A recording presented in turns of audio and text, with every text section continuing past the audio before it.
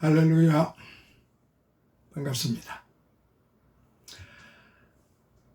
오늘은 지난 시간에 이어서 마태복음 15장 15-6편으로 21절로부터 28절에 있는 말씀을 다시 한번 좀 더 구체적으로 살펴보도록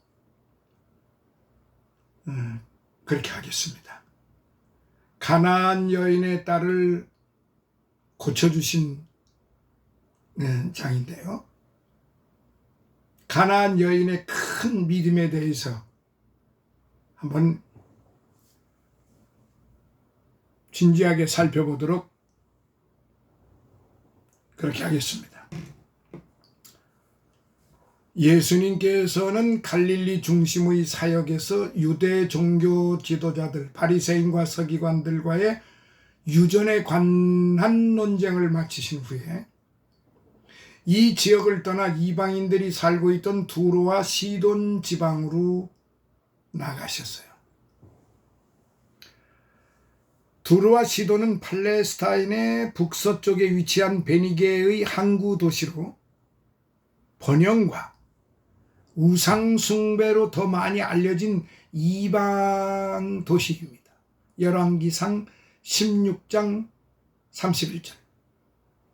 당시 유대인들은 이방인들과 상종도 하지 않던 때였으므로 그리스도께서 복음을 가지고 이방 땅에 들어가셨다는 사실은 매우 의미 있는 일이었습니다. 누가 보더라도 이방인은 하나님의 은혜로부터 멀리 떨어져 있다고 생각하던 때에 예수님은 어둡고 후미진 이방 땅에도 주님의 능력이 임하게 된다고 가르쳐 주신 것이지요.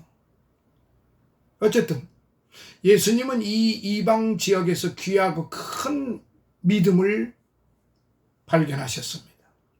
그것은 이방 여자가 자기 딸이 귀신 들려 죽을 지경이 되자 예수님께 매달린 사건이었죠.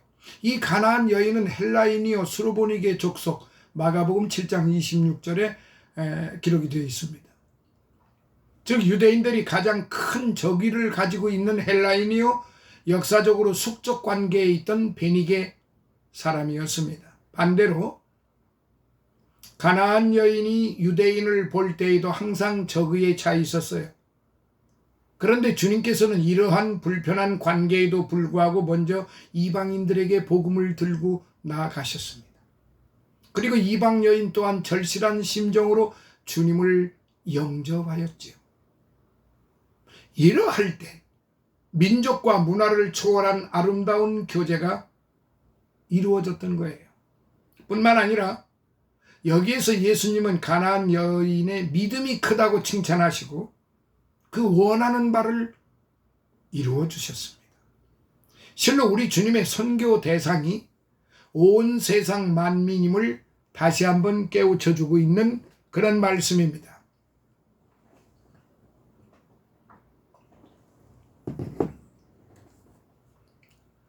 그렇습니다. 주님은 단지 유대인에게만 복음을 베푸시지 않고 이방 곧 온 세상 만민에게 구원의 복음을 주셨습니다. 가나안 여인은 바로 그 은혜를 받은 사람이에요. 그리고 멸시받은 초라한 한 여인이 은혜를 받는 과정을 통해서 우리는 보잘것없는 우리가 은혜 받을 수 있는 길을 살펴볼 수 있어요. 정녕 주님으로부터 큰 믿음이라고 칭찬받은 가나안 여인의 믿음은 어떠했습니까? 자, 첫째로 22절 민감한 믿음이었어요. 가나안 여인은 주님을 부를 때 주 다윗의 자손이여 라고 하였습니다. 이 말은 메시아의 공식 칭호입니다. 즉 가나안 여인은 예수님을 메시아로 믿는 신앙을 가지고 있었습니다. 그런데 이 이방 여인은 어디에서 예수님을 메시아로 칭하는 말을 들었을까요? 가나안 여인은 이방 종교, 그것도 우상 숭배로 유명했던 베니게 사람이 아니었습니까? 이 가나안 여인은 구약 성경에 대한 지식도 없었을 거예요. 따라서 메시아가 오리라는 구약의 예언에 대해서도 잘 알지 못했을 겁니다.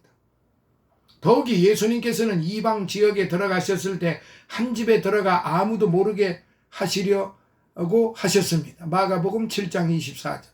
그렇다면 이 가나안 여인은 어떻게 예수님이 메시아이신 줄을 알았습니까? 여기에서 우리는 이 가나안 여인의 놀라운 신앙에 대해 놀라지 않을 수 없습니다. 가나안 여인은 갈릴리 지방으로부터 퍼져나오는 예수님에 대한 소식을 들었을 거예요. 가나안 여인은 갈릴리 지방으로부터 퍼져나오는 예수님의 소식을 듣고 그 주님만이 자신에게 닥친 절실한 문제를 해결해 주실 메시아이심을 그냥 믿었습니다. 누가 가르쳐 준 것도 아니에요. 그냥 들려오는 소문을 믿은 거예요. 여러분, 여기 아주 정말로 정말로 선각자적인 그런 믿음을 이 가나안 여인, 수르보니게 이 여인이 지금 가지고 있었다는 사실이에요. 그냥 그 오고 가는 여행객들에 의해서 그냥 들었을 뿐이에요.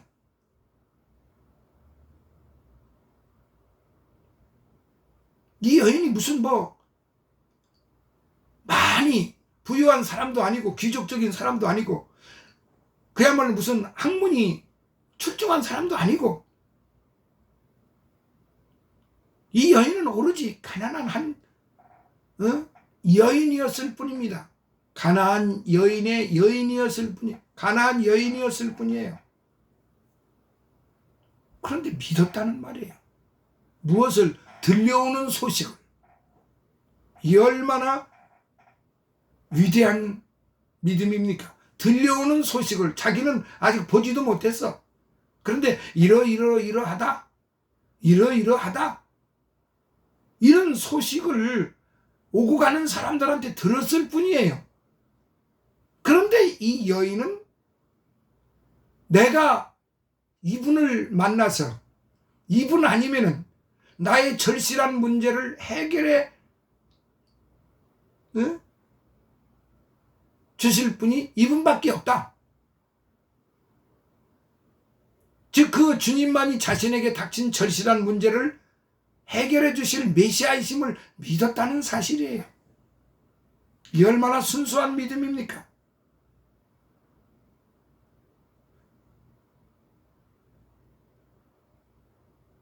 오늘 우리 가르치는 자들이 똑바로 가르쳐야 돼요. 바로 가르쳐야 돼요. 장로들의 전통과 유전, 교회의 규범 이런 거를 가르쳐가지고 문제 해결이 되는 게 아니에요.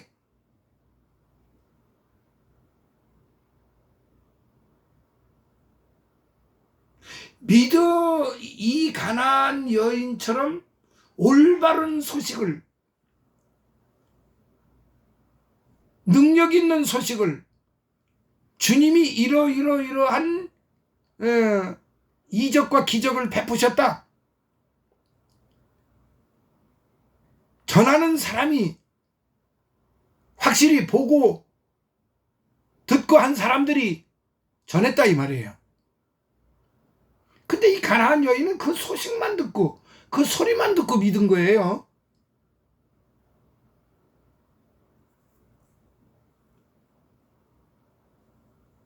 사랑하시는 성도 여러분,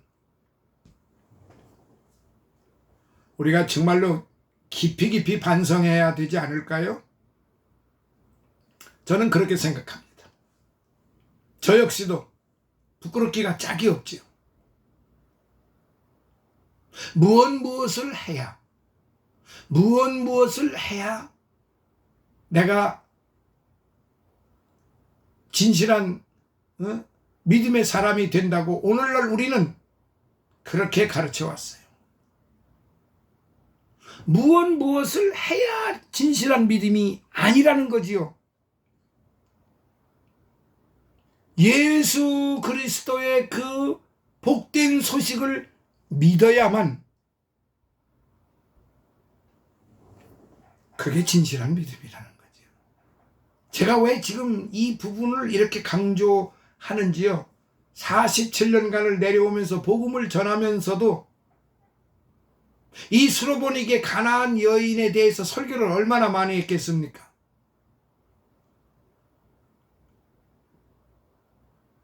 그런데 부끄럽게도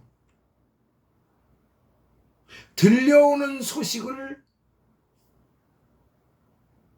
그냥 믿었다고 하는 이 소리를 전하지 못한 거예요. 그냥 육각 원칙에 의해서 그렇게 전했을 뿐이지 이 여인의 믿음이 얼마나 순수합니까? 주님은 바로 그런 믿음을 원하시는 거예요. 그래서 이 가나안 여인에게 큰 믿음, 이만한 이런 이스라엘 사람들 중에서 이만한 믿음을 보지 못했다. 그 옷자락만을 잡은 그 여인에게도 네 믿음이 너를 구원했느니라 그렇게 말씀하시잖아요. 그래서 주님이 말씀하신 네 믿음이라고 하는 게 그게 바로 정말로 큰 믿음이라는 거죠. 가나안 여인이 숨어 계신 예수님을 찾을 수 있었던 것도 그녀의 간절한 신앙과 기회를 잃지 않으려는 민감한 신앙의 결과였다고 볼 수 있습니다. 아마 그녀는 주님에 대한 소식을 접하고 주님 만나기를 손꼽아 기다렸을 거예요. 그러다가 주님이 이방 지역으로 들어오셨을 때 찾아 나서서 결국 주님을 만날 수 있었던 것입니다. 이 부분에 대해서 뭐 생각나는 게 없으십니까? 가만히 앉아 있었지 않았다는 사실이에요. 그 좋은 소식을 듣고 그분이 우리 동네에 지금 오셨다는 소식을 듣고 찾아 나섰던 것입니다. 가나안 여인의 민감한 신앙은 자기 딸이 처한 상황을 판단하는 데서도 열실히 나타나요. 즉 가나안 여인은 내 딸이 흉악한 귀신 들렸나이다 라고 하였어요. 이 여인은 가나안 사람이에요. 이 여인은 딸이 아플 때 우상 앞에서 딸을 구해달라고 간구할 수도 있었어요. 이방 풍속에 젖어있던 가나안 여인은 딸이 치명적인 증세를 보일 때 이방 신이나 일반 의사의 힘으로는 고칠 수 없다는 사실을 깨달았어요. 다만 가나안 여인은 딸의 병을 하나님의 능력으로 고칠 수 있음을 알고 믿었던 것입니다. 정녕 그녀는 이방인이었으나 하나님에 대한 이야기를 들었고 그때마다 마음속에 새겨 귀한 신앙을 이루어냈던 것입니다. 때문에 가나안 여인은 예수님의 소식을 들었을 때에도 주저할 것 없이 예수님을 찾아 나섰고 또한 선생님이라고 부르지 않고 주님이라고 부를 수 있었던 것입니다. 즉 그녀는 주 다윗의 자손이여라는 말 속에 자기 자신의 지식과 신앙과 확신을 모두 담아서 소리쳐 부른 것입니다. 이 얼마나 아름다운 신앙입니까? 자, 둘째 25절. 이 가나안 여인은 겸손한 믿음이었어요. 가나안 여인의 애절한 호소에도 불구하고 예수님은 한 말씀도 대답지 않으셨어요. 23절. 그래도 계속 호소하는 가나안 여인을 제자들은 귀찮아하며 쫓아 보내기를 바랬어요. 그러나 예수님께서 가나안 여인의 애절한 호소를 듣지 못해서 혹은 무시하려고 아무 대답도 않으신 것이 아니에요. 예수님께서는 침묵하심으로써 그 여자의 신앙이 간절한가를 시험해 보셨던 것입니다. 그리고 가나안 여인의 믿음을 기르고 확신에 차게 만드시기 위해 일부러 무관심한 척 냉정하게 말씀하셨던 거지요. 여기 이 말씀을 한번 보세요. 24절. 나는 이스라엘 집에 잃어버린 양 외에는 다른 데로 보내심을 받지 아니하였노라. 얼마나 아주 야멸차고 차가운 말씀으로 들렸겠습니까? 나는 이스라엘 집에 잃어버린 양 외에는 다른 데로 보내심을 받지 아니하였노라. 이건 의도된 말씀이에요. 그러나 주님의 이 같은 냉정한 태도에도 불구하고 가나안 여인의 답을 보세요. 더욱 더 간절하게 예수님께 나왔습니다. 가나안 여인은 예수님께 절하며 애원했어요. 25절. 여기에서 우리는 이 가나안 여인의 열심과 겸손함을 볼 수 있어요. 실로 제자들의 귀찮아하는 태도나 예수님의 냉정한 말씀에도 그 여인은 물러서지 않았어요. 제자들은 모두 유대인이었고 그들의 태도는 가히 가나안 여인을 이방인이여 또 여인이라고 깔보고 천대하는 것이 역력했던 것이죠. 또한 주님의 냉정한 말씀도 공공히 생각해보면 가나안 여인을 이방인이라고 천대하는 듯한 말씀으로 들렸을 거예요. 그러나 이 가나안 여인은 자신을 천대하고 냉대하는 주님 일행에 대해 악감정을 품지 않았습니다. 여기서 아주 중요한 거예요. 오히려 이 가나안 여인이 주께 절하며 간절히 애원을 했어요. 어떻게 했을까요? 가나안 여인은 예수님께서 자신을 개로 취급하셨을 때에도 그것을 인정하는 겸손함을 보여주었습니다.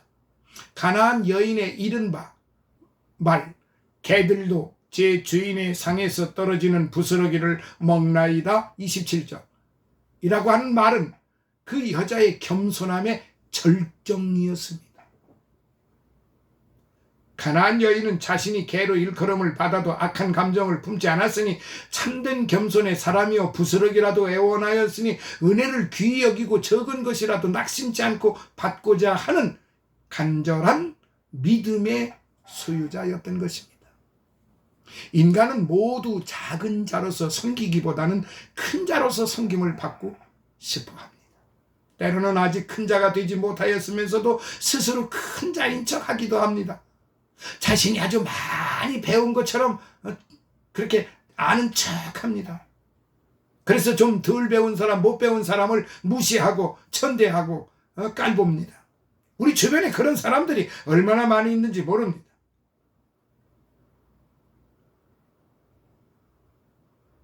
저는 실생활 속에서도 그런 사람을 만나고 있고 그런 사람들에게 무시당하고 있다는 사실.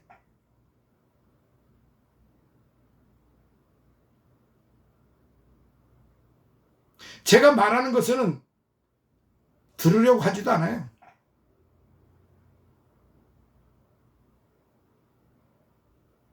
무시를 당할 수.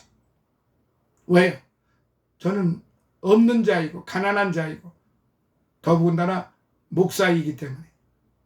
그들은 장로이고 그들은 훌륭하고 그들은 많이 가지고 있고 그들은 많이 배운 것이 있고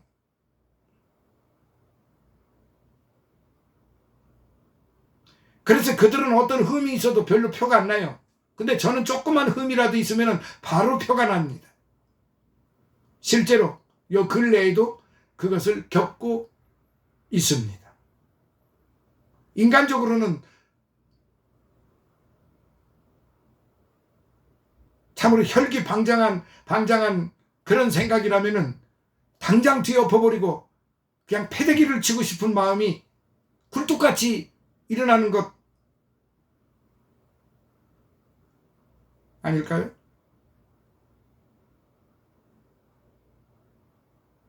그런데 피하고 싶은 것입니다. 상대하고 싶지 않은 것입니다.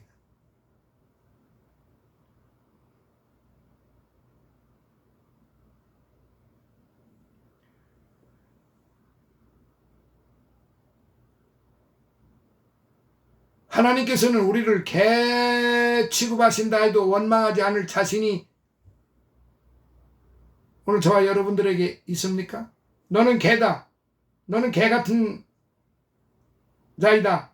너는 개 같은 사람이다. 너는 개만도 못한 사람이다. 심지어는 그러니까 너는 개다라고 하는 것보다도 너는 개만도 못한 사람이다. 너는 개만도 못한 놈이다 라고 들으면은 저주 중에 한마디로 아주 치욕 중에 치욕이지요. 너는 개만도 못하다. 그런데 이 여인이 한 말이 개들도 주인의 상에서 떨어지는 부스러기를 주워 먹나이다 라고 말하지 않았겠습니까? 가나안 여인은 바로 이 같은 겸손한 믿음을 정말로 잘 보여주고 있습니다.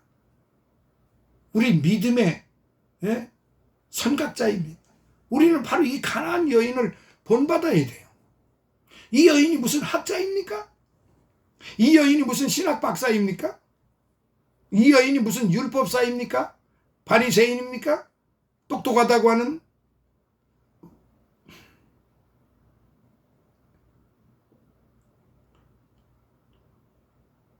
우리는 이 여인보다도 못한 삶을 살아왔다고 우리는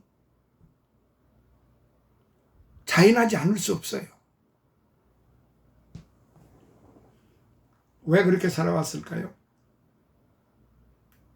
전통과 유전 속에, 조직 속에 매여서 살다가 보니까 잘못된 거를 알지도 못하고 또는 잘못된 거를 알면서도 위선의 삶을 살아왔기 때문에 그런 것입니다.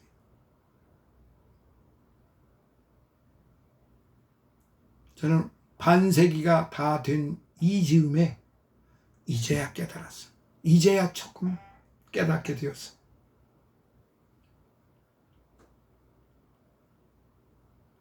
진실된 믿음이 무엇인가?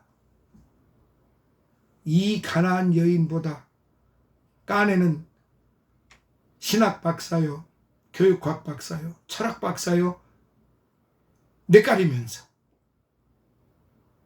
이 여인보다, 이 여인과 비교도 안 될 만큼 그런 삶을 살아왔다고 고백하지 않을 수 없습니다. 자, 세 번째. 27절.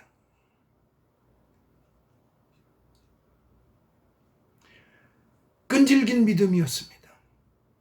제자들의 경시와 만류를 뿌리치고 예수님께 다가와 절하며 애원하는 가나안 여인은 주님께서 개 취급을 하셨는데도 불구하고 매달렸어요. 처음 가나안 여인이 예수님께 소리질러 간구하였을 때 주님은 한 말씀도 대답지 않으셨어요. 그런데도 이 가나안 여인은 계속해서 예수님께 구했어요. 또한 예수님께서 진짜 냉정하게 이스라엘 집이 잃어버린 양 외에는 다른 데로 보내심을 받지 아니하였다라고 말씀을 하셨는데도 가나안 여인은 더욱 간절하게 매달렸어요. 예수님은 가나안 여인의 믿음을 시험하기 위해 마지막으로 자녀들의 떡을 취하여 개들에게 던짐이 마땅치 아니하다라고 말씀을 하셨어요. 그런데도 이 여인의 간절하고 끈질긴 간구는 계속되었습니다. 오히려 가나안 여인은 스스로 개로 인정을 했어요. 옳소이다.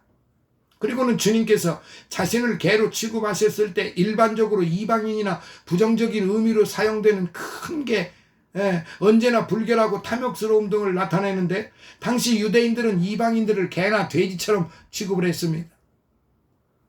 그녀는 주님의 엄격한 말씀 이면에 흐르는 부드러운 음조, 작은 개라는 표현과 같은 그 부드러운 음조에서 예수님의 자비를 발견하고 용기를 내어 다시 간구할 수 있었던 것입니다. 이게 무슨 말이냐면은 주님께서 나는 이방인에게 보냄을 받지 아니했다, 개들에게 나는 보냄을 받지 아니했다라고 하면서 그 말씀하시는 그 속에서 뭔가 주님의 자비하심을 발견할 수가 있었던 것입니다. 만약 가나안 여인이 생떼를 쓰거나 예수님의 엄한 말씀에 오해나 불평 그리고 항의하였더라면 주님의 말씀 속에 흐르는 자비심을 깨닫지 못하였을 거예요. 가나안 여인은 겸손하게 주님을 믿었고 주님만이 자신의 문제를 해결하실 수 있는 유일한 분이심을 처음부터 믿고 의지했기 때문에 그녀는 예수님의 엄격한 말씀 속에서도 그 속에 자비심이 있으셨다는 사실을 깨달을 수가 있었다는 것이며 기지와 인내의 미덕을 발휘할 수가 있었던 거죠. 이렇게 하여 가나안 여인은 예수님의 마지막 시험에도 통과하여 신앙의 승리를 이루었던 것입니다. 주님께서 뭐라고 말씀하셨습니까? 여자야 네 믿음이 크도다, 네 소원대로 되리라. 할렐루야. 주님의 말씀은 가나안 여인이 신앙과 겸손과 기지와 끈질김으로 얻어낸 신앙의 승리였어요. 이는 마치 야곱이 야복 강가에서 천사의 허리를 잡고 밤새 씨름한 그 간절함과 끈질김을 연상케 합니다. 창세기 32장 24절로부터 32절. 사랑하시는 성도 여러분, 그렇습니다. 가로막고 있는 형 에서를 두려워한 나머지 심한 곤경에 빠진 야곱이 천사를 잡고 날이 새도록 씨름한 끈질김이나 가나안 여인이 귀신 들린 딸의 생사를 놓고 주님 앞에 끈질기게 간구함으로 마침내 해결받은 이 사실은 우리로 하여금 신앙생활에 있어서 끈질긴 간구가 무엇인가를 보여주고는 말씀입니다. 실로 주님으로부터 큰 믿음이로다 라는 격찬을 받기 위해서 우리는 가나안 여인과 같은 민감하고 겸손하며 끈질긴 믿음을 가져야만 할 것입니다. 냉정한 주님의 거절에도 불구하고 가나안 여인은 겸손히 주님의 말씀을 인정했고 그러면서도 부스러기 은혜라도 주시기를 간절히 바랬던 것입니다. 그 결과 가나안 여인은 자신이 구하였던 일을 일순간에 해결받고 주님으로부터 그 믿음이 크다는 격찬을 받게 된 것입니다. 여기에서 오늘 우리가 배워야 할 점은 가나안 여인의 큰 믿음입니다. 즉 가나안 여인의 태도는 바로 가나안 여인처럼 비참한 상태에 놓여있는 우리의 영혼의 비참함을 깊이 깨닫고 오직 우리 주님께 간구해야 하는 모든 죄인이 가져야 할 겸손하고 끈질긴 태도입니다. 실로 우리는 가나안 여인처럼 부스러기라도 구해야 합니다. 왜냐하면 그 떡 부스러기는 비록 부스러기일지라도 생명의 떡이기 때문입니다. 뿐만 아니라 우리는 예수님께서 가나안 여인을 칭찬하신 것을 주목해야 합니다. 예수님은 가나안 여인의 믿음을 보고 기뻐하셨습니다. 그렇습니다.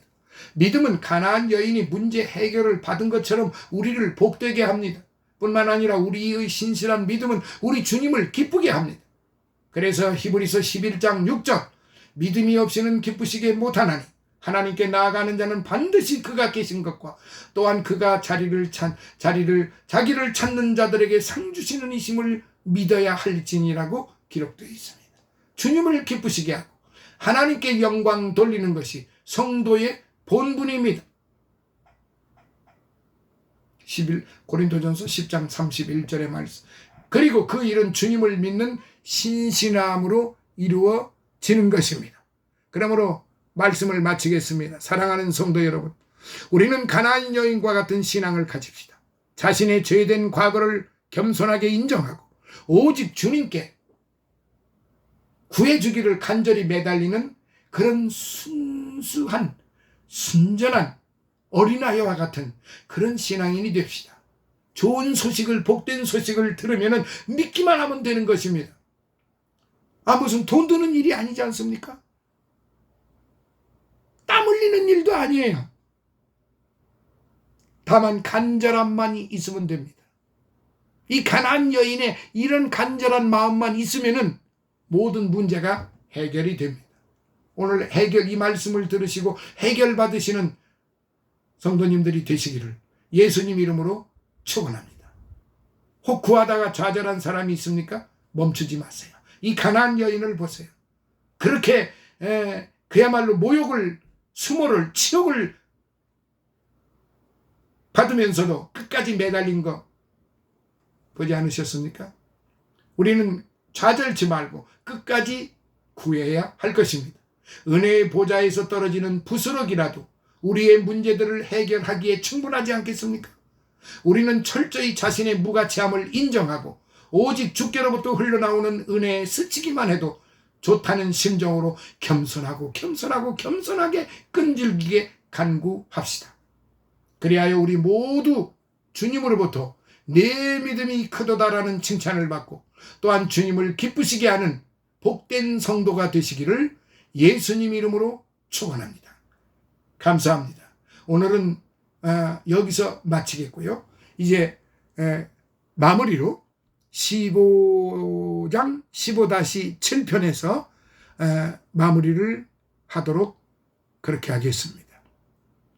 이 마태복음 15장에서 주시는 교훈이 우리 신앙인에게, 예수 믿는 분들에게, 또 믿으려고 하는 분들에게 너무너무 정말로 좋은 말씀이에요. 복된 말씀이에요. 생명의 말씀이에요. 이 생명의 떡을 많이 받아 잡수시고 이 말씀대로 이 가나안 여인처럼 이런 순수한 믿음으로 우리 신앙생활을 하십시다. 감사합니다. 할렐루야. 다음 시간에